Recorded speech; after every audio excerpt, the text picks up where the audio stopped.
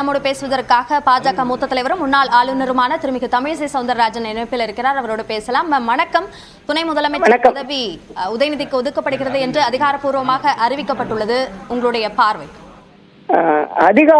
அதிகாரம் பூர்வமாகி இருக்கிறது, அதிகாரப்பூர்வ அறிவிப்பினால். அது மட்டும் இல்ல, ஒருத்தர் துணை முதலமைச்சர், ஒருத்தர் பிணை அமைச்சர். செந்தில் பாலாஜி அவர்கள் எப்பொழுது வெளியே வருவார்கள்? ஜாமீன் தான் வெளியே வந்திருக்கிறார்.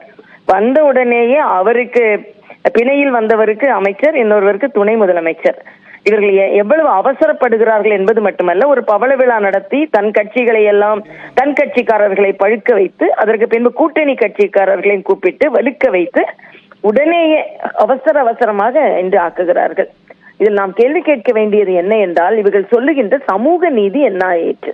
உதாரணத்திற்கு தந்தை முதலமைச்சர், தனையன் துணை முதலமைச்சர் என்றால் இது ஜனநாயகத்தில் முடியாட்சியா குடியாட்சியா? ஒன்று.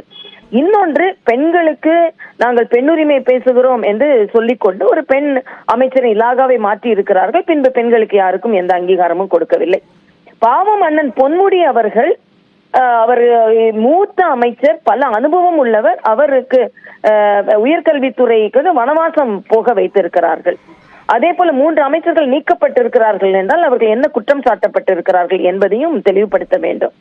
ஆக இது அவசரமாக ஒரு நடத்தும் ஒரு முடிசூட்டு விழா முற்றிலுமாக சமூக நீதியை மறுத்துவிட்டு, சமூக நீதியை பேசுவதற்கு இவர்களுக்கெல்லாம் திராவிட முன்னேற்ற கழகத்திற்கோ அதன் கூட்டணி கட்சிகளுக்கோ எந்த தார்மீக உரிமையும் இல்லை என்பதைத்தான் நான் இங்கே சொல்ல வேண்டியது. அமைச்சரவையில என்ன மாற்றம் செய்ய வேண்டும் என்பதை முடிவு செய்வதற்கான உரிமை முதலமைச்சருக்கு இருக்கு என்ற இந்த கேள்விகளை திமுக தரப்பிடமும் கூட்டணி கட்சியினரிடமும் முன்வைக்கும் போது இதை பதிலாக சொல்லியிருக்கிறார்கள். அதே போன்று இந்த முடிவு என்பது அவசரமாக எடுக்கப்பட்டது என்கிறீர்கள். ஆனால் இது சார்ந்த பரிசீலனைகள், பேச்சுகள் இதெல்லாம் நடந்த பிறகுதான் இந்த முடிவு எடுக்கப்பட்டது என்ற பதிலையும் அவர்கள் தரப்பில் முன்வைக்கிறார்கள். அவசரமாக என்று சொன்னது அவர்கள் வருதுன்னு சொல்லிட்டு வந்தே விட்டதே துணை முதலமைச்சர் பதவி. அவசரம் என்று சொன்னது செந்தில் பாலாஜி வெளியே வந்து சில நாட்கள் கூட இன்னும் ஆகவில்லை, பிணையில் தான் இருக்கிறார்.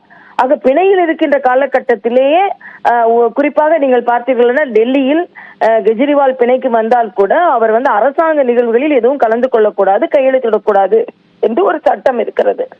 அப்ப இவர் சாட்சிகளை எல்லாம் கலைத்து விட மாட்டாரா? இவ்வளவு அதிகாரப்பூர்வமான ஒரு பதவி அவருக்கு கொடுக்கும் பொழுது மிக அவசரமாக அவருக்கு கொடுக்கிறார்கள் என்பது அவசரம் என்று சொன்னது அவருக்காக தான். மிச்ச இவர்களாம் அதிகாரத்திற்கு வர வேண்டும் என்று இவர்கள் நெடுநாளையாக புலி வருகிறது என்று வந்தே விட்டது. அப்படிதான். ஆனா நான் என்ன கேட்கிறேன் என்றால், எங்கே சமூக நீதி? ஏன் இன்னொரு பட்டியலின சகோதரருக்கு கொடுக்க வேண்டியது தானே? நீங்க தந்தையும் தனையனுமே 2 மிகப்பெரிய பதவியில் இருக்க வேண்டும் என்றால் அவர்கள் கட்சியை சார்ந்தவர்கள் கூட முழு மனதோடு ஒத்துக்கொள்ளவில்லை என்பதுதான் எனது கருத்து. ஏனென்றால் இப்பொழுது கட்டாயப்படுத்தி பழுக்க வைக்கப்பட்டிருக்கிறது இந்த பதவி என்பதைத்தான் அரசியல் நோக்கர்களும் சொல்கிறார்கள். இப்போ வேற வழி இல்லாம இன்னைக்கு கூட்டணி கட்சிகள் எல்லாம் ஒத்துக்கொள்கிறது. அப்படி என்றால் செல்வ பெருந்தகை சொன்ன காமராஜர் ஆட்சி என்ன ஆனது? அண்ணன் திருமாவளவன் சொன்ன எங்களுக்கு அதிகாரத்தில் பங்கு என்று சொன்னது என்ன ஆனது? கம்யூனிஸ்டுகள் எந்த அளவிற்கு இதை ஒத்துக்கொள்கிறார்கள்? வாரிசுகளை பற்றி இப்ப இவ்வளவு அப்பட்டமான வாரிசு அரசியலை கம்யூனிஸ்டுகள் எப்படி ஒத்துக்கொள்கிறார்கள்? ஆக இவையெல்லாம் இன்று பூசி மெழுகப்பட்டாலும் பின்னால் இது வெடிக்கும் என்பதுதான் எனது கருத்து. நன்றி திருமிகு தமிழிசை சவுந்தரராஜன்.